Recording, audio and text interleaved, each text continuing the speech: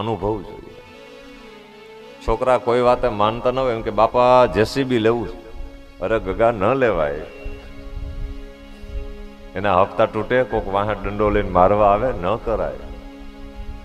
ના બાપુજી, આપણે 5 વીઘા વેચી નાખીને એમાં જેસીબી લઈ. અરે પણ દીકરા ન કરાય. 5 વીઘા હોય તો કયા કયા ખાવા થાય, હાથે મહેનત કરીને દાણા ઉગાડી, અને એમાં આ તારું જેસીબી તને નહીં ખવડાવે.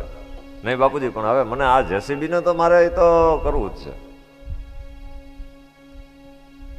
પછી છોકરાને બાપુજી પકડી રાખે. પછી ગામમાં જે ભાઈબંધ દોસ્ત આવે એને વાત કરી કે આ અમારો જો ને વેરગો હમણાં જેસીબી લેવું છે, ખેતી થતી નથી, જેસીબી આપ્યું.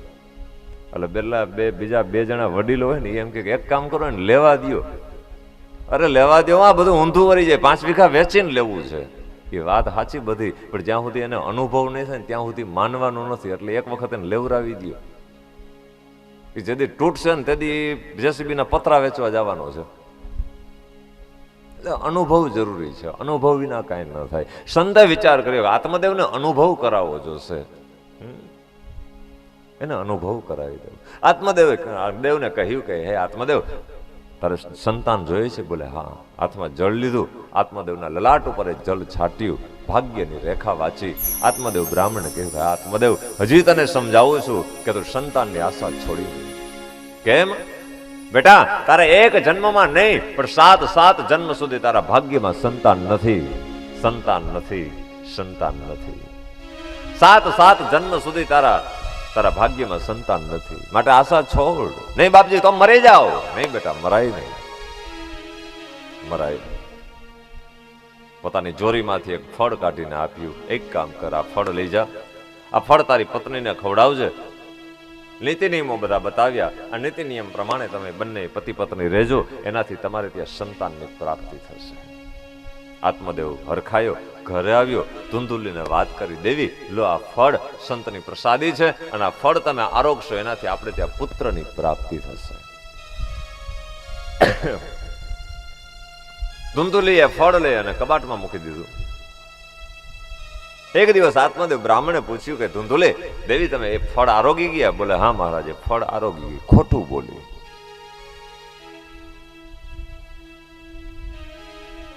જે માણસ ખોટું બોલે ડરે બહુ, એને ભય બહુ હોય. રાવણ હાવ ખોટો પણ બીકણ બહુ. આમ કૈલાસ પર્વત ઉપાડી નાખે, ડગમગાવી નાખે, ત્રિલોક વિજેતા રાવણ કહેવાય, પણ ડરે બહુ, કારણ કે ખોટો. સહસ્ત્રાર્જુન છે એને 1000 હાથ હતા, કોઈથી પરાસ્ત ન થાય, પણ ખોટો એટલે ડરે બહુ. જ્યાં જ્યાં ખોટું ત્યાં ભય.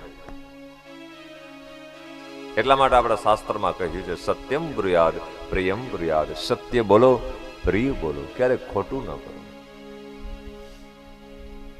ધુંધુલીએ વિચાર કર્યો અને કહ્યું કે હા મહારાજ, હું ખાઈ ગઈ, પણ ચિંતા વધી કે હવે આ ફળ મેં ખાધું નથી ને ફળનું કરવું શું? એમાં ચિંતા વ્યાપી તો શરીર દુબળું મીંડું પડો. એક દિવસ એની બેન ઘરે આવે ને બેનને હકીકત બતાવી. બોલે શું ચિંતા છે? બોલે તારા બનાવી આ ફળ લઈ આવ્યા છે, એ ફળ હું જમીશ તો મારે ત્યાં સંતાન થશે. હો તો સારી વાત કહેવાય, ભગવાનની કૃપા, તમારે ત્યાં સંતાનની પ્રાપ્તિ. નહીં નહીં નહીં નહીં નહીં નહીં, હું નથી ઈચ્છતી કે મારે ત્યાં સંતાનની પ્રાપ્તિ થાય. ઓ કેમ? કે 9 મહિના સુધી વેદના સહન કરવી પડે, અને 9 મહિના પછી મારાથી કામ ન થાય તો મારે ઘરમાં બીજાને કામવાળાને રાખવા પડે, મારું ઘર ધૂળધાણી થઈ જાય, કોઈ વસ્તુ ચોરી જાય. જોજો આ બધા વિચારો ભાગવતની અંદર લખ્યા છે. ગામની અંદર ચોર લોકો ને ડાકુ આવે, બધા ભાગીને જતા રહીએ, હું ક્યાં જઈ શકું? અને મેં પ્રસૂતિની વેદના મારે સહન કરવી પડે. ન કરે નારાયણને જો પ્રસૂતિની અંદર મારું મૃત્યુ થાય તો મારા જીવન જીવવાનો અર્થ શું? આ ધુંધુલી એટલે કુબુદ્ધિ છે, અને કુબુદ્ધિના બધા આવા જ વિચારો હોય. ત્યારે એને બેને કહ્યું કે એક કામ કર, કે તારે જો સંતાન ન જોઈતું હોય તો એક કામ કરો, તમારી પાસે સંપત્તિ છે, સંતાન નથી, અને અમારી પાસે સંતાન છે તો સંપત્તિ નથી, અને મારા પતિને પૈસાની જરૂર છે, તો એક કામ કરીએ આપણે કે મારા ઉદરની અંદર એક બાળક છે, આ બાળક હું તને આપી દઉં, અને મારો પતિ જ્યારે તને બાળક આપવા માટે આવે ત્યારે મારા પતિને તમે રૂપિયા આપી દેજો. બોલે એ વાત બરાબર છે. કુબુદ્ધિ હોય, કુટિલતા હોય, કુનીતિ હોય, એને આવી વાતો બહુ ગમે, આવી વસ્તુ બહુ ગમે. એ બરાબર છે, તારે ત્યાં પુત્રનો જન્મ થાય ત્યારે મને આપી દેજે અને હું તારા પતિને સંપત્તિ આપી દઈશ. ધુંધુલીએ સગર્ભાનો ઢોંગ કર્યો છે. 9 મહિના પૂર્ણ થયા ત્યારે એને બેનને ત્યાં એક પુત્રનો જન્મ થયો. રાત્રિના સમયે એનો પતિ છે બાળકને લઈ આવી ધુંધુલીની બાજુમાં સુવડાવી દીધો. ધુંધુલીએ એને પૈસા આપ્યા, રાતોરાત જતો રહ્યો. આ બાજુ આત્મદેવ બ્રાહ્મણે વિચાર કર્યો, ધુંધુલીને ત્યાં પુત્રનો જન્મ થયો. સવારનો પોર થાય છે અને એમાં ધુંધુલીએ કીધું હતું કે ભાઈ એ બધી વાત બરાબર કે તું મને પુત્ર આપ, હું તને પૈસા આપું, પણ આ બાવાએ ફળ આપ્યું છે, આ બાવો દઈ ગયો, આનું શું કરવું? પધરાય આવું? તો એના પધરાવાય નહીં. એક કામ કરે, ફળ છે ને એ તું ગાયને ખવડાવી દે. એટલે આ સાધુ કેટલો સાચો છે ને ખબર પડે આપણને કે આ ફળથી બાળકનો જન્મ થાય છે. એ ફળ છે, ગાયને ખવડાવી દીધું. આ બાજુ રાત્રિના સમયે બાળક મૂકીને એનો પતિ જતો રહ્યો. આત્મદેવ બ્રાહ્મણને ખબર પડી સવારમાં કે મારે ત્યાં પુત્રનો જન્મ થયો. એને કઈ ભેદની ખબર છે નહીં. નાચવા લાગ્યો, કૂદવા લાગ્યો, મારે ત્યાં પુત્રનો જન્મ થયો. ગામની અંદર ખબર પડી આત્મદેવ બ્રાહ્મણને ત્યાં પુત્રનો જન્મ થયો. ગામ આખું ભેગું થયું. આપણા ગોરબાપાને ત્યાં દીકરાનો જન્મ થયો. બધાય હો, બધાય હો, બધાય હો. ગામ નાચવા લાગ્યું, કારણ કે મોટી ઉંમરે પુત્રનો જન્મ. હરખની હેલી ચડી બધાને. આવીને બધા આનંદ કરે છે. આત્મદેવ ધન્ય છે તમને, ભગવાને તમારા સામું જોયું, તમારે ત્યાં જે સુંદર મજાના દીકરાનો જન્મ થયો. ચા પાણી પીવાય છે, ભેટ પૂજાઓ અર્પણ થાય છે, હરખ બધાય કરવા આવે છે. થોડી વાર થઈ તો ગામ આખું બેઠું હતું અને જ્યાં વાડાની અંદર ગાય બાંધેલી હતી એ ગાયના ઉદરેથી એક પુત્રનો જન્મ થયો. ગાયને ત્યાં વાછરડાનો જન્મ થાય, પણ આ ગાયના ઉદરેથી એક દીકરાનો જન્મ થયો, બાળકનો જન્મ થયો. પણ માયાને લીધે કોઈને ખબર ન પડી. ગામના લોકોએ વિચાર કર્યો આત્મદેવ બ્રાહ્મણના જે ભાગ્યનો ઉદય છે કે આજે એને ત્યાં પુત્ર, ગાયે પણ દીકરાને જન્મ દીધો. આજ દી સુધી ગાયે કોઈ વાછરડાને જન્મ નતો આપ્યો, આજે આ ગાયને ત્યાં પણ દીકરાનો જન્મ થયો. ધન્ય છે. એ બાળકને લઈ આવી, નવડાવી ધોવડાવી સ્નાનાદિ કર્મ કરી અને 2 પારણિયા તૈયાર કર્યા અને પારણિયાની અંદર બંને પુત્રોને સુવડાવ્યા છે. નામકરણ સંસ્કાર કરવામાં આવ્યા. ધુંધુલીએ કહ્યું કે મારે ત્યાં જે બાળકનો જન્મ થયો છે એ પુત્રનું નામ હું ધુંધુકારી રાખીશ. કઈ વાંધો નહીં. અત્યારે નામમાં બહુ ફેશન છે. આપણે ગામમાં નથી, બાકી શહેરમાં તો એવું વધ્યું છે અને એ ફેશનમાં અમને નવરા નથી રહેવા દેતા. મારા નામ જોઈ દો. ભાઈ ફોન કરે કે મારા દીકરાનો જન્મ થયો, તમારા આશીર્વાદથી ભગવાનની દયાથી, તો હવે સારું નામ હોય કયો. એટલે આપણે 8-10 નામ એને લખાવી કે આમાં તમને જે ગમે એ રાખજો. પછી નામ લઈને 2 માણા બેઠા, એમાં 2 માણા બાજે. ભાઈ કે આ નામ રાખવું છે અને બેન કે આ નામ રાખવું. એમાં વચ્ચે હજી ફઈ તો લટકતા જ હોય.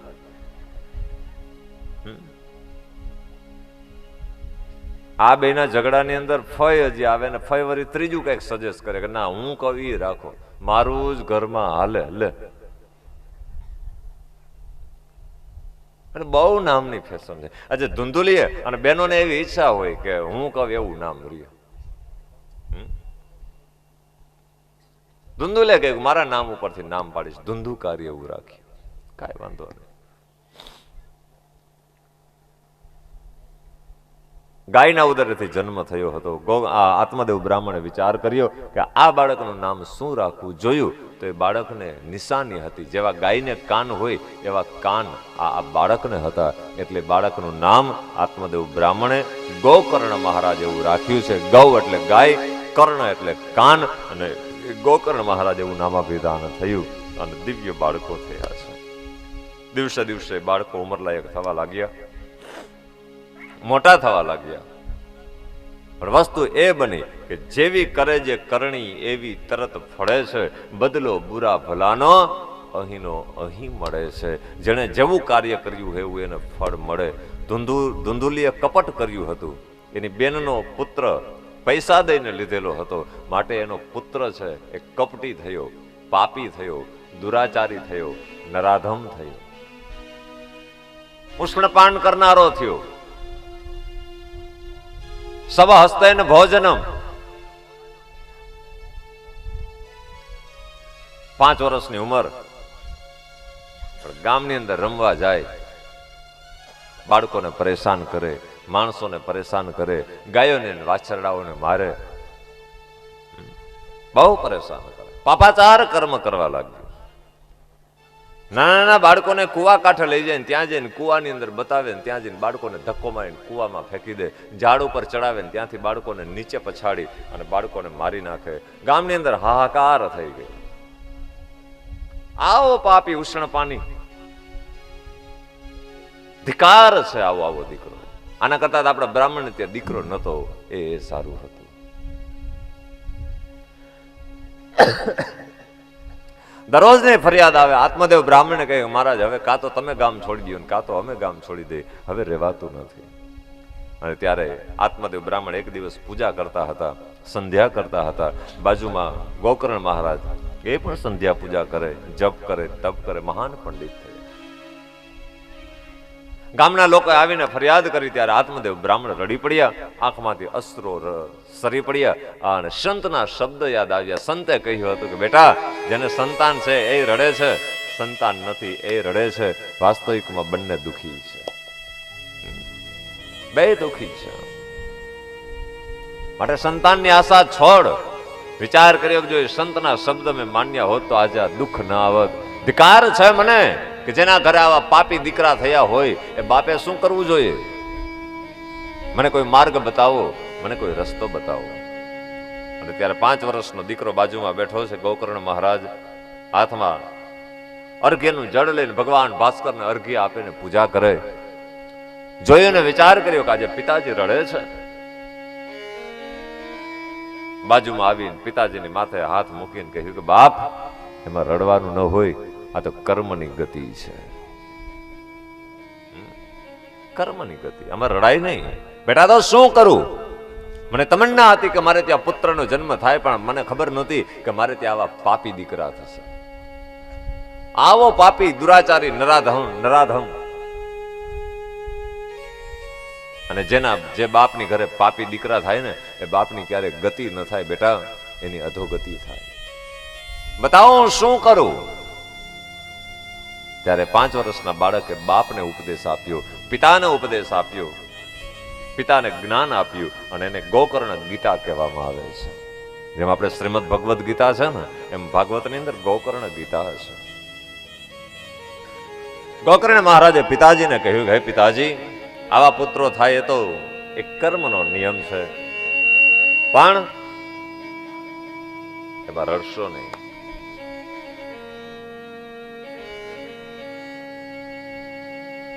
દીકરા ગમે તેવા થાય, પરિવાર ગમે એવો થાય, પણ વ્યક્તિ માટે. અને ત્યારે એક શ્લોકની અંદર ગોકર્ણ મહારાજ બોલ્યા, આ શ્લોક બહુ સુંદર છે. ધર્મ ભજસ્વ સતતમ ત્યજ લોક ધર્માન સેવસ્વ સાધુ પુરુષાન જય કામ તૃષ્ણા અન્યસ્ય દોષ ગુણ ચિંતનમાસુ મુક્ત્વા સેવા કથારસમહો નિતરાપિબત્વમ. હે પિતાજી, ધર્મનું ભજન કરો, ધર્મ ભજસ્વ. એક 5 વર્ષનો બાળક પિતાને ઉપદેશ આપે છે. ધ્યાન દેજો, 50 વર્ષનો પિતા, 5 વર્ષનો દીકરો. આનું નામ ભાગવત કહેવાય. એક બાપ દીકરાને ઉપદેશ આપે અને દીકરાને સાચા સંસ્કારો આપે, શિખામણ આપે ને સન્માર્ગ વાળે, જ્ઞાન આપે દીકરાને. એ તો એક નીતિનો નિયમ થયો કે બાપ દીકરાને ઉપદેશ આપે. એ તો એક ક્રમ છે. પણ દીકરો જયારે બાપને જ્ઞાન આપે અને બાપની મુક્તિ કરે, ત્યારે સમજવું કે એ ઘરની અંદર ભાગવત છે. માં દીકરાને ઉપદેશ આપે અને દીકરાને મુક્તિ મળે અને દીકરો સન્માર્ગે જાય, એ તો એક ક્રમ થયો કે માં દીકરાને ઉપદેશ આપે. પણ દીકરો જયારે માને જ્ઞાન આપે અને માની મુક્તિ કરાવે, ત્યારે સમજવું કે આપણા ઘરની અંદર, આપણા જીવનની અંદર ભાગવત બન્યું. કપિલ મુનિ ભગવાને માં દેવહૂતિને જ્ઞાન આપ્યું, એને ઉપદેશ આપ્યો અને એની મુક્તિ કરાવી દીધી. એનું નામ ભાગવત છે. એટલે આપણા ઘરની અંદર કોઈ ટાબરિયા જો વડીલોને શિખામણ દેતા હોય તો માનવું. ત્યારે સમજવું કે કઈક આમાં સંકેત છે, કઈક આમાં ભગવાનની કૃપા છે. માનજો. ભાગવત બનશે. વિવેકપૂર્ણ વિચાર કરજો એના ઉપર. વિવેકપૂર્ણ. આજે 5 વર્ષના બાળક ગોકર્ણ મહારાજે ઉપદેશ કર્યો, પિતાજી ધર્મનું ભજન કરો. ચારે બાજુથી દિશાઓ જ્યારે બંધ થાય ત્યારે ક્યાંય જ્યાં ને ત્યાં દોટ નહીં મૂકશો મેરે ભાઈ બહેન. આ ભાગવત મને તમને એ બતાવે ધર્મના શરણે જતા રહો. જીવનમાં તકલીફ હોય, જ્યારે જીવનના કોઈ પ્રશ્નનો ઉકેલ ન મળતો હોય, સગાઓએ સાથ મૂકી દીધો હોય, સમાજે સાથ મૂકી દીધો હોય, પરિવારે સાથ મૂકી દીધો હોય અને ગજેન્દ્ર હાથીની જેમ જ્યારે એકલા થઈ ગયા હોય ત્યારે બસ આંખ બંધ કરીને ગોવિંદના પગ પકડી લો, ધર્મનું શરણ સ્વીકારી લો. હે ગોવિંદ, હે ગોપાલ, હે ગોવિંદ. આર્તનાદથી બસ એનો પુકાર કરી દો. હે દયા નિધાન, હે દયા નિધાન, હે કૃપા નિધાન, હે કૃપા નિધાન, હે ગોવિંદ, હે ગોપાલ, હે ગોવિંદ, હે ગોપાલ, હે દયા નિધાન, હે દયા નિધાન, હે સમરથ અગામ્ય પૂરન, હે સમરથ, અગમ્ય પૂર્ણ, હે સમરથ અગામ્ય પૂરન, હે સમરથ અગમ્ય પૂર્ણ, નાનક પાર ઉતાર, હે ગોવિંદ, હે ગોપાલ, હે દયા નિધાન, હે કૃપા નિધાન. ઓ હે કૃપા નિધાન. ધર્મનું શરણ સ્વીકારીને ધર્મના શરણે જઈએ. આહા.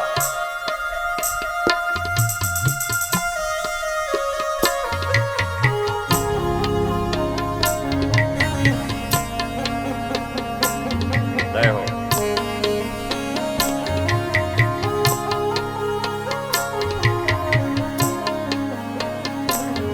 દિશાઓ મંડે બંધ થવા, કોઈ માર્ગ, કોઈ રસ્તે મને તમને સન્માર્ગ ન મળતો હોય ને વિટંબણાઓ પેદા થતી હોય, ધર્મને પકડી લો.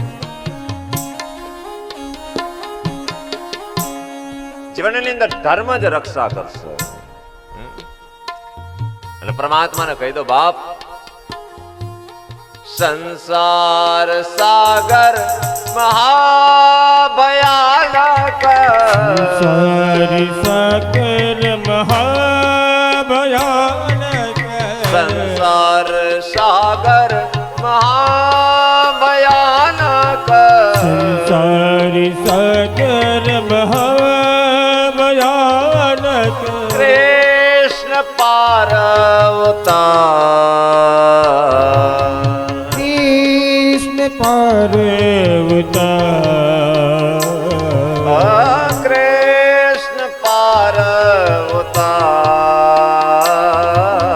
કૃષ્ણ પાર્વતા, હે ગોવિંદ, હે ગોપાલ, હે દયા નિધાન. ઓ હે ગોવિંદ, હે ગોપાલ, હે દયા નિધાન, હે કૃપા નિધાન. હે કૃપા નિધાન,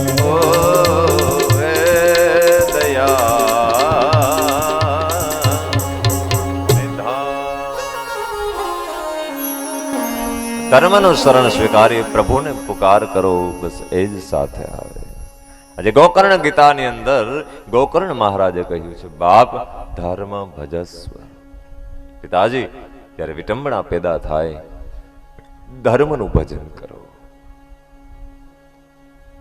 ધર્મ ભજસ્વ સતતમ ત્યજલોક ધર્માન સેવસ્વ સાધુ પુરુષાન જહિ કામ તૃષ્ણા.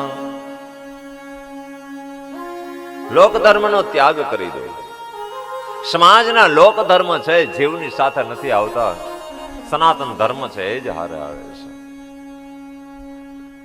સેવસ્વ સાધુ પુરુષાન જહિ કામ તૃષ્ણામ અન્યસ્ય દોષ ગુણ ચિંતન સમાસુ મુક્તવા સેવા કથાર સમહો નિતરા પીબત્વમ. સાધુ સંતો બ્રાહ્મણોની તમે સેવા કરો. સેવસ્વ સાધુ પુરુષાન જય કામ તૃષ્ણા. એનાથી કામના અને તૃષ્ણા જતી રહેશે. એટલા માટે બીજું કંઈ આવડે કે ના આવડે, ભગવાનની ભક્તિ આવડે કે ના આવડે, મંત્ર આવડે કે ના આવડે, જપ આવડે કે ના આવડે, પણ સાધુ સંત બ્રાહ્મણ અને ગુરુ આ કોઈ જગ્યાએ મળે ને તો એની સેવાનો લાભ કોઈ દી જતો ન કરવો. એક ક્ષણ માટે પણ સાધુ સંત બ્રાહ્મણની જો સેવા મને તમને મળે તો એ કરી લેવી. એનું ફળ અલૌકિક છે. જે ફળ મને તમને જપ તપ અને તીર્થાટન થી નહીં મળે, જે ફળ મને હવન હોમ સદકર્મથી નહીં મળે, એ ફળ માત્ર સેવાથી પ્રાપ્ત થશે. એટલે કોઈ બી જગ્યાએ સાધુ સંતો બ્રાહ્મણો અને આની સેવાનો લાભ મળે, તત્ક્ષણ સેવા કરી લો. આ ભાગવતની આજ્ઞા છે, ભાગવતજીનો ઉપદેશ છે.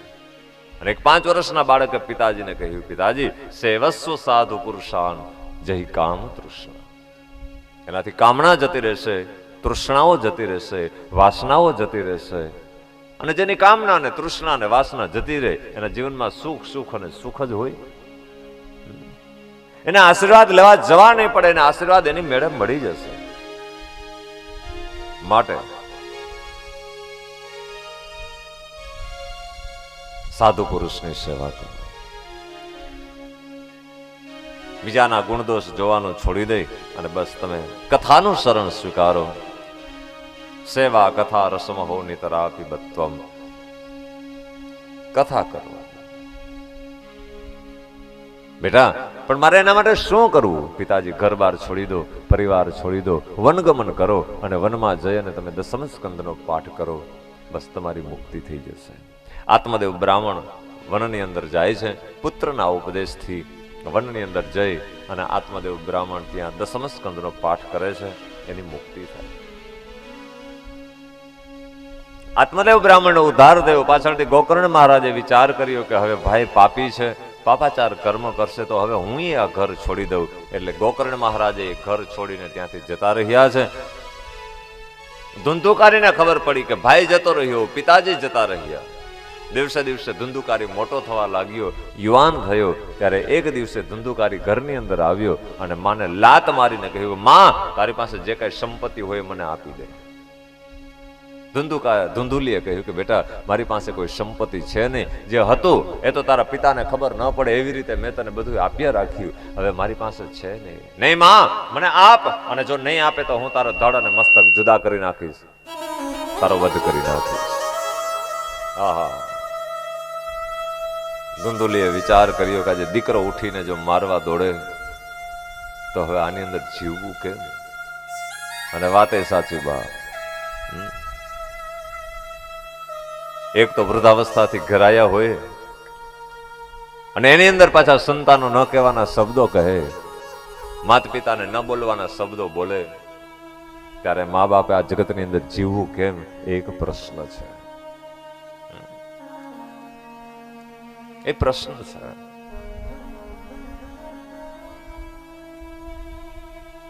એટલા માટે મેં કાલે કહ્યું હતું અને ફરીને આજે કહું, ઘરની અંદર જેટલા વડીલો હોય આ વડીલોનું સન્માન કરો, એનું માન આપો. આ યુવા વર્ગ, આજની યુવા પેઢી એને માન આપે. એના કઈક અરમાનો છે, એક બાળકના અને એક વૃદ્ધાવસ્થાના કંઈક અરમાનો છે. એને 50,000 રૂપિયા 2-5 લાખ રૂપિયા નથી જોતા. એને આજની યુવા પેઢી પાસે પગ દબાવવા નથી કે મારા તમે પગ દબાવીને સેવા કરો. બસ કમસે કમ આજની યુવા પેઢી ગઢપણની અંદર જીવતા વૃદ્ધોને ખાલી એક સારા મોઢે બોલાવે તો એની ગજગજ છાતી ફૂલે કે ના અમારા માટે બરાબર છે. સારા મોઢે બોલાવે તો પણ. આજે તકલીફ એ છે કે કંધોતર જેવા 5-5 દીકરાઓ હોય ને દીકરાની વહુ હોય પણ એ મા બાપ વારે રોટલા ખાવા પડે. કરુણા છે. 5-5 દીકરા હોવા છતાં એ ઘરની અંદર મા ને બાપ દુખી હોય ના બને ક્યારે. પણ કઈક વિપરીત દિશા છે સમાજની કે જેને પરિણામે આજના જગતની અંદર મા ને બાપ બે દુખી થાય છે. લાડકોટથી ઉછેરીને મોટા કર્યા હોય, દીકરા મોટા થશે, અમે વૃદ્ધ થશું ત્યારે ગઢપણનો ટેકો એ અમારા દીકરા છે. દીકરાની વહુ આવશે, ઘર બાર બધું સંભાળી લેશે અને પછી એ ગઢપણની અંદર શાંતિથી બેસી ભગવાનનું ભજન કરશું. પણ જ્યાં ભગવાનના ભજનની તૈયારી કરે કાં તો દીકરા કયું કરે નહીં, દીકરાની વહુ ટાણે ખાવા દે નહીં, ટાણે દવાઓ ખાવી હોય ડાયાબિટીસ ને બીપીયુની પણ નાસ્તા કરી દે નહીં અને વૃદ્ધો ખૂણામાં બેઠા બેઠા આંસુડા સારતા હોય. એક બાજુ એમ કહે કે 21મી સદી બહુ ક્રાંતિકારી અને જો ક્રાંતિ લઈ આવેલી હોય 21મી સદીની અંદર તો મારી વ્યાસપીઠ ઉપરથી હું એલાન કરું કે કોઈના ઘરની અંદર કોઈ જીવ દુખી ન હોય. અને આજના મા બાપ જો દુખી થતા હોય અને દેવ મંદિરે જઈને કે બીજાની પાસે આંસુડા જો એને સારવા પડતા હોય તો આ 21મી સદી જેવી કંગાલિયત બીજી કઈ નથી. ક્યાંનું વિજ્ઞાન, ક્યાંની 21મી સદી, ક્યાંનો ઊંચો યુગ, ક્યાંનું ઊંચું શિક્ષણ. નારા લગાવ્યા છે કે શિક્ષણની અંદર બહુ ઉચ્ચતા આવી, શિક્ષણ બહુ ઊંચું આવ્યું. ઊંચું નથી આવ્યું, કથળી ગયું છે. અગાઉ ખાલી 2 ચોપડી ભણેલો ફટાફટ 500 મણ કપાસ હોય તો એનો હિસાબ કરી દે અને આજનો એન્જિનિયર થયેલો હોય એને સીધું મોબાઈલમાંથી કેલ્ક્યુલેટર કાઢવું પડે. આ શિક્ષણ ઊંચું કે નીચું?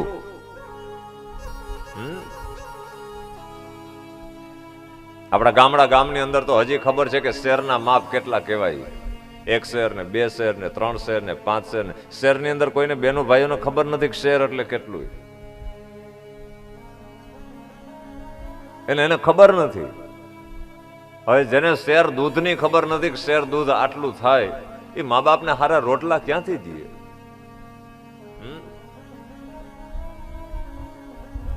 દુખી છે. સારા કપડા પહેરી અને પફ પાવડર ડાલી લિપસ્ટિક કરવાથી કઈ આપણે ઊંચા નથી થઈ જતા બાપ. વ્યક્તિ ઊંચો વિચારથી થાય છે, વ્યવહારથી, એના વિચારથી થાય. સુવિધાઓ વધી છે પણ વિચારો બહુ નબળા પડ્યા છે. વિચારો નબળા થઈ ગયા. વિચાર તો કરો બાપ કે જે માએ ને બાપે પોતાના પેટે પાટા બાંધી છોકરાઓને ઉછેરીને મોટા કર્યા હોય, અરમાનો હોય ગઢપણના, પણ જ્યાં ગઢપણ સુધી પહોંચે ત્યાં ભાંગીને ભૂકો સંતાનો કરી નાખે. કેટલી વેદનાઓ સહન કરી હશે મા બાપે, કેટલી.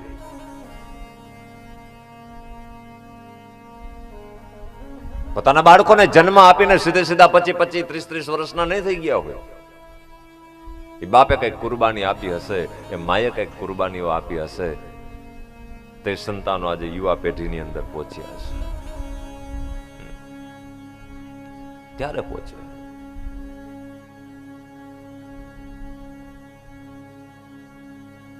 ભૂલો ભલે ભેજો બધું મા બાપને ભૂલશો નહીં. ભૂલો ભલે બીજું બધું મા બાપને ભૂલશો. કારણ અગણિત ઉપકાર છે એના. અગણિત છે ઉપકાર એના કદી વિસરશો નહીં. કાઢી મુખેથી કોળિયા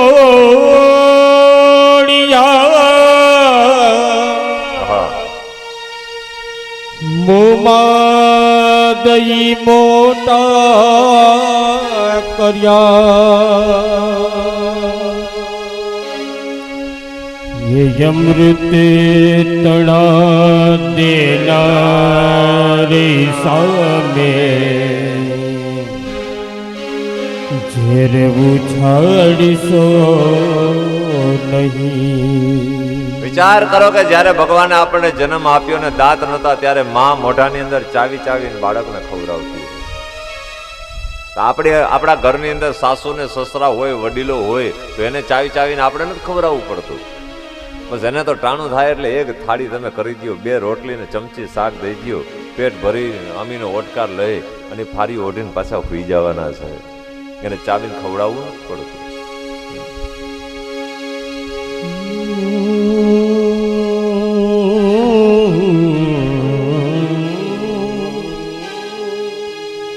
ભીને સુઈ પોતે અને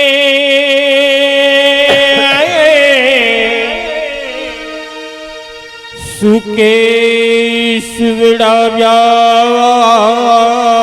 આપને. એ અમીમય આંખ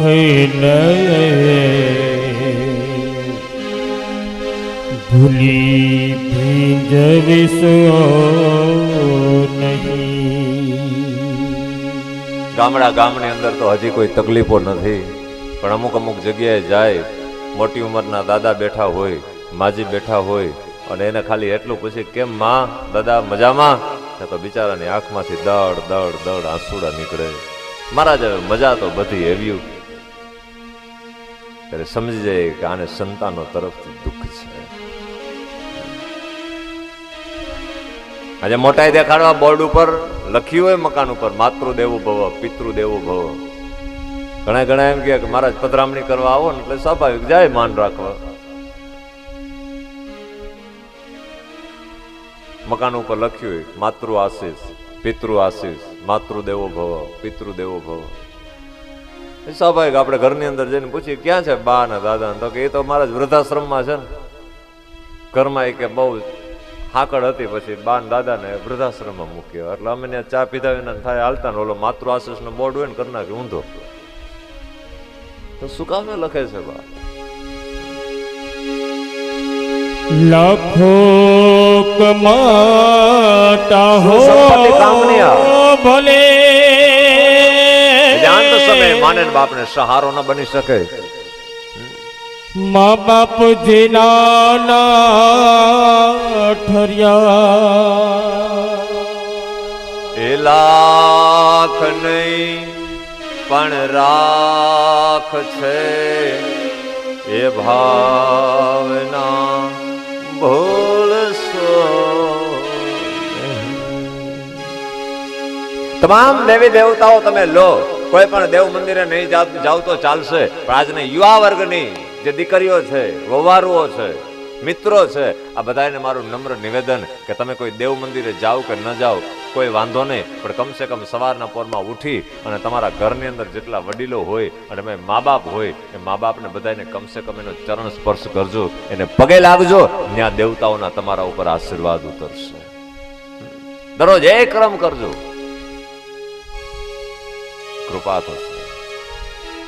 કારણ કે એના દિલમાંથી આશીર્વાદ નીકળે છે. દેવતાઓ તો માથે હાથ મૂકીને આશીર્વાદ આપે, પણ જેને મને તમને જન્મ દીધો ને એના દિલમાંથી આશીર્વાદ નીકળે. દરરોજ એને વંદન કરજો બાપ, એને સારા મોઢે બોલાવજો, એને કંઈક આશ્વાસન આપજો, એની હારે કંઈક સારી વાત કરજો. અને હું કથાઓની અંદર કહ્યા કરું કે ભગવાને આપણને 24 કલાક દીધી છે. એ 24 કલાકમાંથી દરરોજ 1 કલાક છે 5 વર્ષથી નીચેના બાળકની હારે રહ્યો. જે બાળકની ઉંમર 5 વર્ષ હોય, એનાથી નાનું બાળક હોય, એની હારે દરરોજ 1 કલાક રહો, અને 1 કલાક 60 વર્ષથી ઉપરના જે વયોવૃદ્ધ હોય એની હારે દરરોજ 1 કલાક કાઢો. જો આટલું આજની યુવા પેઢી કરે ને તો એની અંદર હજારો જાતના સુધારાઓ આવી જાય છે. દરરોજ 1 કલાક વૃદ્ધોની સાથે 1 કલાક કાઢવાની, અને 1 કલાક છે નાના 5 વર્ષથી નાનું બાળક હોય એની હારે રમવાનું. નહીં તમારે યોગની જરૂર પડે, નહીં કસરતની જરૂર પડે, નહીં તમારે ટીવીની જરૂર પડે, નહીં કોઈ બીજી જરૂર પડે. બસ એના આશીર્વાદ. આ જગતની અંદર બધાય પાત્રો મળે બાપ, પણ માનું બાપનું પાત્ર મળવું ને એ કઠિન છે. અને એમાં માં એટલે માં, પૂરું થઈ ગયું. આપણામાં દેશી કહેવત હોય, માઈ માં, બીજા બધા વગડાના વાહ. માં અદભુત પાત્ર છે. હમણાં કહ્યું ને, વેદનાઓ સહન કરીને બાળકને જન્મ આપે, અને જાણે પોતાના જીવનની અંદર દીવ ઉગ્યો હોય આવું સુખ મળે. ધન ખર્ચતા મળશે બધું,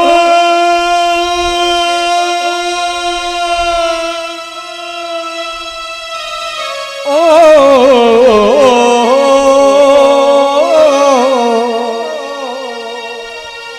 માતા પિતા મળશે નહીં, એના પુનિત ચરણો તણે ચાહના ભૂલેશો નહીં. કહેવાનો સુર મારો એ છે કે આજે આત્મદેવ બ્રાહ્મણ રડી પડી, ધૂંધુલી રડી પડી. પુત્રએ આવીને માતાને લત મારી, માં તારી પાસે ધન સંપત્તિ હોય તે આપી દે. ધૂંધુલીએ વિચાર કર્યો કે જેના બાળકો હવે લત મારતા હોય એને જીવાય નહીં, એને જીવવાનો શું અધિકાર હવે? રાતોરાત ધૂંધુલી કૂવામાં પડીને મૃત્યુ પામી. ધુંધુકારીને ખબર પડી કે મારું માનું મૃત્યુ થયું છે, ત્યારે ધુંધુકારી 5 ગણિકાઓ સાથે લગ્ન કરી, નૃત્યાંગનાઓ સાથે લગ્ન કરી, અને ધુંધુકારી આવે છે, ઘરની અંદર રહે છે. ઘરનું ગુજરાન ચલાવવા માટે નાની મોટી ચોરીઓ કરે ને બધું કરે. એક દિવસ ગણિકાઓએ કહ્યું કે મહારાજ, તમે નાની મોટી ચોરી કરો એના કરતા એક મોટી ચોરી કરો ને, પછી આપણે શાંતિથી જીવી શકીએ. અને આ ધુંધુકારી રાત્રિના સમયે રાજાના ખજાનાની અંદર ગયો. રાજાના ખજાનામાં જઈ ચોરી કરી, હીરા જવેરાત, જર જવેરાત, હીરા મોતી માણેક લઈ આવી ઘરની અંદર ઢગલો કર્યો. સૂઈ ગયો, થાક્યો હતો. ગણિકાએ પોટલા ખોલી ખોલીને જોયું તો રાજાનો ખજાનો. આહા હા. વિચાર કર્યો કે જો રાજાને ખબર પડશે તો આ ધુંધુકારીને મારશે અને આપણને મારી નાખશે. આ ધને જતું રહેશે, આપણે જીવના જતા રહેશું. એના કરતા આપણે એક કામ કરીએ, આપણે આ ધુંધુકારીને જ મારી નાખીએ અને આપણે અહીંથી જતી રહીએ. જોજો અનીતિ ક્યાં સુધી લઈ જાય છે. આ ધુંધુલીની અનીતિ આયલી આવે છે. ફળમાં જે દગો કર્યો હતો એ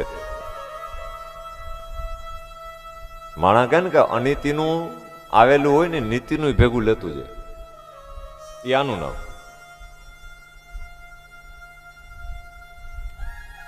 આપણે આને મારી નાખીએ. રાત્રિના સમયે ઢોલિયારે ધુંધુકારીને બાંધ્યો. લાકડી લઈને ધુંધુકારી ઉપર પ્રહાર કરવા લાગી. ગણિકાઓ મારવા લાગી. ધુંધુકારીએ કહ્યું, ભાઈ મને શું કામે મારો, હું તમારો પતિ. તો કે એ તો કહેવાનો. લે, અરે ભાઈ હું તમારો પતિ છું, મને શું કામે મારો છો? બોલે હતો ત્યારે હતો, તો હવે અમારો પતિ સંપત્તિ. આજે રૂપિયા છે એ જ અમારો પતિ છે, બાકી તારામાં તો કાંઈ નથી. કાલ હવા તું પકડાઈશ, અમે પકડાઈ જશું, તું તો મરીશ, અમને ભેગો મારતો જઈશ. આ રાજાનો ખજાનો લઈ આવ્યો છે. અરે પણ તમે કીધું તું એટલા માટે લઈ આવ્યો. બોલે પણ કીધું એટલે કે રાજાનો ખજાનો ચોરી કરાય? અમને મૃતદંડની સજા મળશે, પણ મને મારો માં, મને દર્દ થાય છે. જોર જોરથી રાડો પાડવા લાગ્યો. ગણિકાએ વિચાર કર્યો કે બહુ બૂમ પાડશે તો પાડોશમાં ખબર પડશે. એક ગણિકા ગડગડતી દોટ મૂકીને ગઈ. ચૂલાની અંદર ધગધગતા અંગારા હતા, એ લઈ આવી અને ધુંધુકારીના મુખમાં નાખ્યા. અને જ્યાં મુખમાં નાખ્યા કે વેદના સહન ન થઈ અને ત્રાહિમામ ત્રાહિમામ કરતો ધુંધુકારી ત્યાં મૃત્યુ પામ્યો. નિધનમ ગતઃ પ્રાણ, મૃત્યુ થયું, પ્રાણ જતા રહ્યા. રાત્રિના સમયે ત્યાં ખાડો ખોદીને ત્યાં ધુંધુકારીને દફનાવી દીધો. જે કઈ સંપત્તિ હતી લઈ ગણિકાઓ ત્યાંથી જતી રહે છે. ગણિકાઓ બધી જતી રહી. સવારના પોરમાં બધાએ જોયું, શંકા પડી કે નક્કી આમાં કંઈક ભેદ છે, પણ કોઈને ખબર ન પડી. કાંઈ સમય વ્યતીત થવા લાગ્યો છે. ગણિકાઓ ત્યાંથી જતી રહી છે. વર્ષો વ્યતીત થઈ ગયા. ત્યારે એ ગામમાંથી એક સંઘ યાત્રા કરવા માટે ગયો અને યાત્રા કરતા કરતા એ સંઘ આગળ આગળ વધે છે તો રસ્તાની અંદર ગોકર્ણ મહારાજનું મિલન થાય છે. ગોકર્ણ મહારાજને જોઈ બધાને પરમાનંદ થયા અને બધા ત્યાં મળ્યા, સત્સંગ કર્યો. અને ગોકર્ણ મહારાજે કહ્યું કે ભાઈ બતાવો ને મારો ભાઈ ધુંધુકારી શું કરે છે. ત્યારે ગામના લોકોએ કહ્યું કે મહારાજ અમને કંઈક એમાં શંકા લાગે છે, નક્કી તમારા ભાઈનું મૃત્યુ થયું હોય, ગણિકાઓએ એને મારી નાખ્યો હોય આવું લાગે છે. ઓહ, તો મારે મારા ભાઈની પાછળ શ્રાદ્ધ કરવું પડે. ભલે ગમે એવો હતો તો મારો ભાઈ હતો અને લોહીના સંબંધ કહેવાય છે. આજે એક બાપના 3 દીકરા હોય અને કઈ વાત હોય તો કે એ તો મોટાને છે ને મારે હું. આ સમાજના શબ્દો છે, ધ્યાન દેજો. પણ ત્યાં ભાગવત ખુલાસો કરે કે ધુંધુકારી પાપીમાં પાપી હતો, આટલો પાપાચારી હતો, પણ ગોકર્ણે એમ ન કીધું કે એ તો પાપી હતો ને મારે શું. ગમે એવો હતો તો મારો ભાઈ હતો અને એની પાછળ મારે શ્રાદ્ધ વિધિ કરવી પડે. ગોકર્ણ મહારાજે ત્યાં 3 તર્પણ, શ્રાદ્ધ વિધિ, પિંડ વિધિ કરાવી, શ્રાદ્ધ કરાવી. સમય વ્યતીત થવા લાગ્યો. અનેક તીર્થ ક્ષેત્રોની અંદર ગયા ગોકર્ણ મહારાજ. જ્યાં જ્યાં જાય છે ત્યાં શ્રાદ્ધ વિધિ કરાવે છે. અને વર્ષોના અંતે પાછા જ્યારે પોતાના ગામની અંદર પધારે છે ગોકર્ણ મહારાજ, ત્યારે જૂનું પાનું પડી ગયેલું ખંડેર જેવું એનું ઘર હતું. એ ઘરની અંદર થોડી જગ્યા સાફસૂફ કરી ગોકર્ણ મહારાજ ત્યાં વિશ્રામ કરવા માટે વિરાજિત થયા. રાત્રિનો સમય થયો. રાત્રિના સમયે જુદા જુદા અવાજ આવવા લાગ્યા. ઘડીક વાર થાય તો બકરી બોલવાનો અવાજ આવે, ઘડીક વાર થાય તો સિંહ બોલવાનો અવાજ આવે, ઘડીક વાર થાય તો પંખીઓ બોલવાનો અવાજ આવે, ઘડીક વાર થાય, થોડી વાર થાય તો ત્યાં ઝરણાઓનો અવાજ આવે, થોડી વાર થાય તો ત્યાં સિંહ ગર્જનાઓ કરવા લાગે, થોડી વાર થાય તો આગના ભડકાઓ થવા લાગે. ગોકર્ણ મહારાજે વિચાર કર્યો કે નક્કી કોઈ આ આત્મા છે અને અવગત્યો જીવ છે. હાથની અંદર જળ લીધું, ગાયત્રી મંત્રથી જળ અભિમંત્રિત કરી અને જળ છાટ્યું. જે આત્મા હતો એ સામે આવ્યો. ગોકર્ણ મહારાજે કહ્યું કે ભાઈ તું કોણ છે? ત્યારે ઈશારો કરીને કહ્યું કે મહારાજ હું બોલી શકું એમ નથી, મારે વાચા નથી. ફરીને જળ અભિમંત્રિત કરીને ફરીને જળ છાટ્યું અને કહ્યું કે હવે બતાવ તું કોણ છે? ત્યારે પેલો જે આત્મા હતો 2 હાથ જોડીને રડી પડ્યો, ભાઈ હું તારો ભાઈ ધુંધુકારી છું. અરે ભાઈ પણ તારી આ ગતિ, આ પ્રેતપણું તને પ્રાપ્ત થયું? હા મોટા ભાઈ, જે થયું તે થયું, પણ બાપ આ પ્રેત ગતિ છે ને એ બહુ અઘરી છે, આ સહન થાય એમ નથી. પણ મને એ સમજાતું નથી કે મેં તારી પાસે પાછળ હજારો શ્રાદ્ધ કર્યા, જે તીર્થમાં ગયો ત્યાં હરેક જગ્યાએ મેં તારી પાસે શ્રાદ્ધ વિધિ, પિંડ વિધિ કરી, તો તારી મુક્તિ ના થઈ. અને ત્યારે આ પ્રેત ધુંધુકારીએ કહ્યું કે હે મોટા ભાઈ, ગયા શ્રાદ્ધે સતે નાપી મુક્તિર્મય ભવિષ્યતિ. ગયા જેની અંદર કદાચ હજારો શ્રાદ્ધ કરવામાં આવે તો એ મારી મુક્તિ નહીં થાય, કારણ કે મારા કર્મ એવા છે. મેં પાપ કર્યા છે જેવા, ગણાય એમ નથી હવે. હું ભૂલ્યો તારી સેવા, મેં પાપ કર્યા. એક બાજુ ધુંધુકારી ઉભો છે, એક બાજુ ગોકર્ણ બેઠા છે, 2 હાથ જોડીને તારી સેવા. પ્રેત બોલ્યો, મારી ભૂલો ના ભૂલનાર, કરુણાનો કોઈ પાર. હે સંકટ ના હરનાર, મોટા ભાઈ તમે તો દયાળુ છો, તમે તો દયાળુ છો. બસ આજ મારા ઉપર કૃપા કરો અને મને આમાંથી મુક્ત કરો.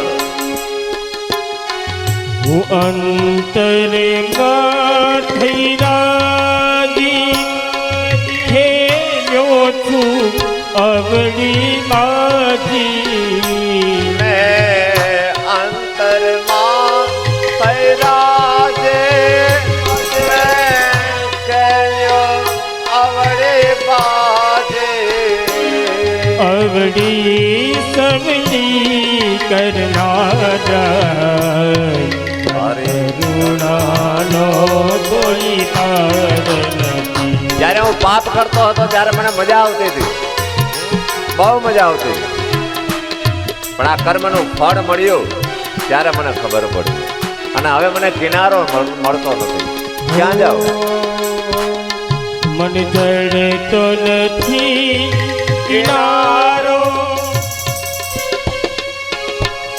મારો ક્યાંથી આવે આરો.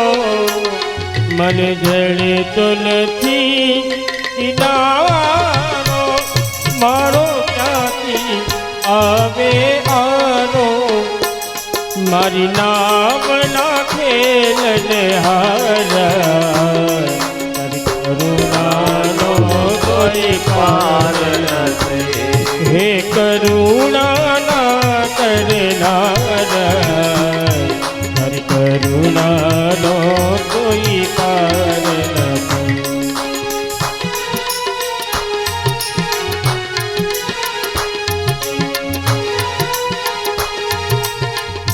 અનેક પાપો કર્યા, હવે આમાંથી મારો ઉદ્ધાર થાય એમ નથી. ગયાજીની અંદર હજારો શ્રાદ્ધ કરો તોય મારી મુક્તિ નહીં થાય. કારણની અંદર એક જ વસ્તુ, કર્મ. સમજાય છે?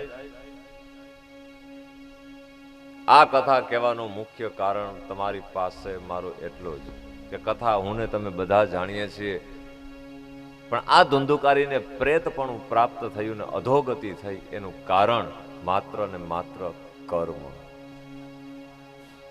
કર્મ એવા હતા કે જેને લીધે આજે ધુંધુકારી પ્રેત ગતિ પામ્યો અને પ્રેતમાંથી મુક્ત ન થઈ શક્યો. અને એની માટે કર્મથી સાવધાન. આજે મારા ને તમારા કર્મ એવા હોય કે કર્મને લીધે આજે મારી તમારી અધોગતિ થઈ જાય છે. કર્મને લીધે હું ને તમે કઈક દિશા ચૂકી જઈએ છીએ. કર્મ એવા થઈ જાય કે કર્મને લીધે આપણો બીજો જન્મ પણ આખો ફરી જાય છે. માટે કર્મમાં બહુ ધ્યાન રાખવું. અને કર્મનો સંગાથી કોઈ છે ને, કોઈ છે નહીં. જેવા જેવા કર્મ કરે એ પ્રમાણે એને ફળ મળે. એક જ પથ્થર હોય પણ એક ચટણી વાટવાનો પાણો થાય અને એ જ માંથી બીજો ભાગ છે એ મંદિરમાં જઈ ઘડવાયા પાસે ઘડાય, ઠાકોરજીની મૂર્તિ બની અને એની આરતી ઉતરતી હોય. કર્મ.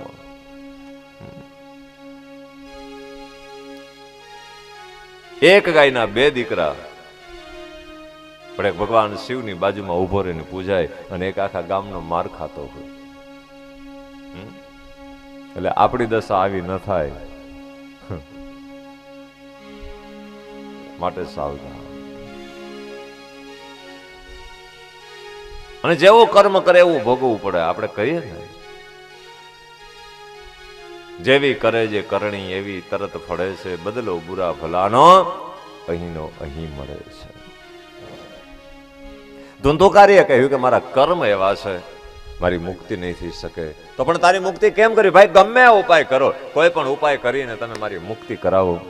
આ પ્રેત પણ મારાથી સહન થતું નથી, મને મુક્ત કરો. કાંઈ વાંધો નહીં, અત્યારે તું તારા સ્થાનમાં વિરાજિત થા, હું તારા ઉપાય શોધું છું. રાત્રિનો સમય, આખી રાત્રે વિચાર કર્યો, ખબર ન પડી.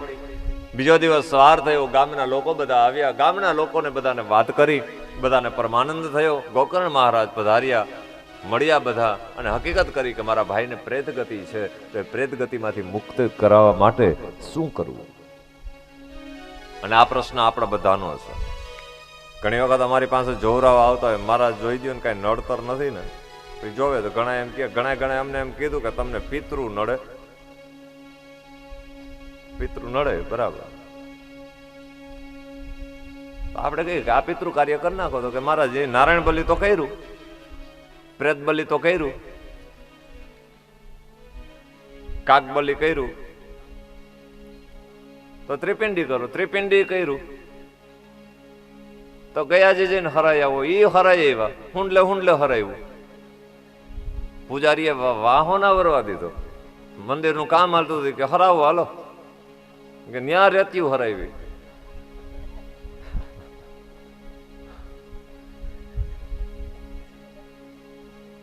ન્યાય હરાયું તો પ્રાચીન પીપળે રેડી આવો તો કે ન્યાય રેડ્યું.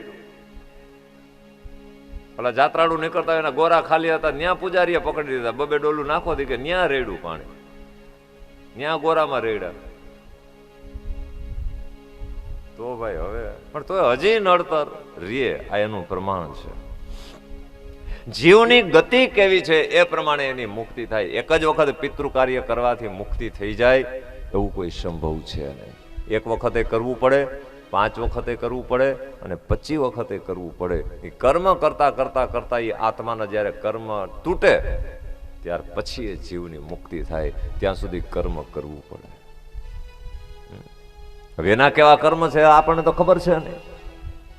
ગોકર્ણ મહારાજે હજારો શ્રાદ્ધ કર્યા છતાંય જો ધુંધુકારીની મુક્તિ ન થાય તો ગોકર્ણ મહારાજને સંશય નતો કે મુક્તિ કેમ ન થાય.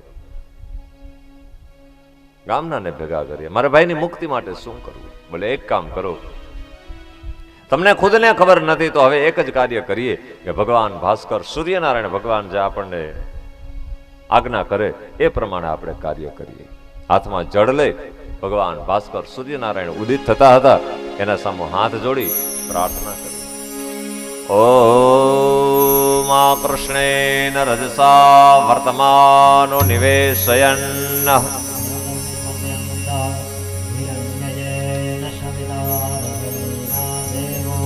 જાતિ ભવનાનિ પશ્યન્ન. ઓમ સૂર્યાય નમઃ એ સતે અર્ઘ્ય ઇદમ અર્ઘ્યમ દત્તમ નમઃ. ભગવાન ભાસ્કર સૂર્યને અર્ઘ્ય આપ્યો. ગગનમંડળની અંદર ભગવાન સૂર્યની ગતિ અટકી. બે હાથ જોડીને ગોકર્ણ મહારાજે પ્રાર્થના કરી કે બાપ, જેના ભાઈની અધોગતિ હોય ને જેનો ભાઈ પ્રેત પીડાની અંદર ભટકતો હોય, જે જીવ, એ પ્રેતની મુક્તિ માટે શું કરવું? ત્યારે આકાશમાંથી સૂર્યનારાયણે કહ્યું કે હે મહારાજ ગોકર્ણ, તમારા ભાઈની મુક્તિ કરવી હોય તો એક જ કાર્ય કરો. તમારા ભાઈની મુક્તિ એમનેમ નહીં થાય. એના માટે એક જ વસ્તુ, શ્રીમદ શ્રીમદ ભાગવત ભાગવત સપ્તાહ સપ્તાહ પારાયણમ પારાયણમ પારાયણમ પારાયણમ પારાયણમ પારાયણમ. તમારા ભાઈની મુક્તિ માટે જો તમારે કોઈ કાર્ય કરવું હોય તો એક કાર્ય કરો કે એના પાછળ તમે શ્રીમદ ભાગવત સપ્તાહ પારાયણ કરો. આનાથી જ તમારા ભાઈની મુક્તિ થશે, બાકી કોઈ એનો ઉદ્ધાર નહીં કરી શકે.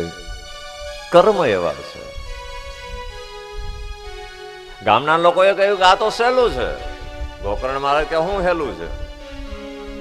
અરે પણ આમાં આમાં વાંચવા બેહાડી દે ને બધા સાંભળવા આવે, હેલું. બોલે ખર્ચો,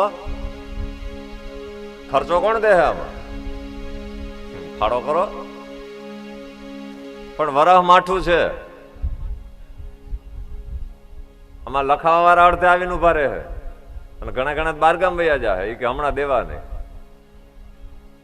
આમાં આયોજન કરવું કેમ? પણ ગામના લોકોએ કહ્યું કે મહારાજ, તમે બ્રાહ્મણના દીકરા છો અને જો તમારા ભાઈનો ઉદ્ધાર થતા હોય ને તો તમે મૂંઝાતા નહીં. આ તમારું ગામ છે, અમે તમારા યજમાન છે અને તમે ફાળાની ચિંતા નહીં કરતા. તમે કથા વાંચો અને અમે આખું ગામ એક પગે ઊભું રહેશું અને તમારા ભાઈનો ઉદ્ધાર કરી દેશું, ભાગવત કથા કરી નાખશું. આનું નામ ગામ કહેવાય. આને ગામ કહેવાય. બાકી 500 લખાવીને 100 રૂપિયા દઈને અઠવાડિયું બારગામ વહી જાય ને એને ગામ ના કહેવાય. ગામની અંદર કાર્ય થતા હોય ત્યારે ગામના બધા ભેગા મળીને એ ગામના કામને ઉપાડી લે. અને સમૂહથી બધું રળિયામણું લાગે.